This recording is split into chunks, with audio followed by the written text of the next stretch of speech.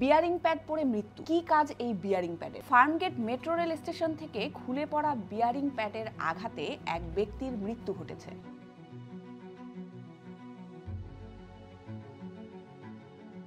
ঘটনাটি ঘটেছে মেট্রো রেলের 432 ও 433 নম্বর পিয়ার মাঝামাঝি। ঘটনাস্থলের পাশেই চম্পা আক্তার নামের এক ব্যক্তির দোকান। প্রত্যক্ষদর্শী হিসেবে তিনি জানান, কিছু একটা লাইনের ওপর থেকে পড়ে জোরে শব্দ হল।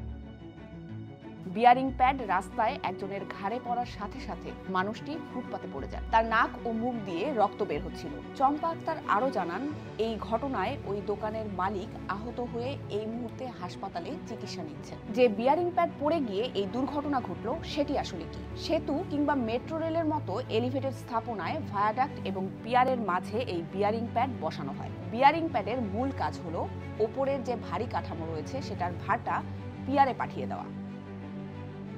যখন মেট্রো রেল চলছে তখন এর থেকে প্রচণ্ড ভাইব্রেশন সৃষ্টি হয়। সে ভাইব্রেশন বা কম্পনকেও বিয়ারিং প্যাড শোষণ করে নিচে স্থানান্তর করে।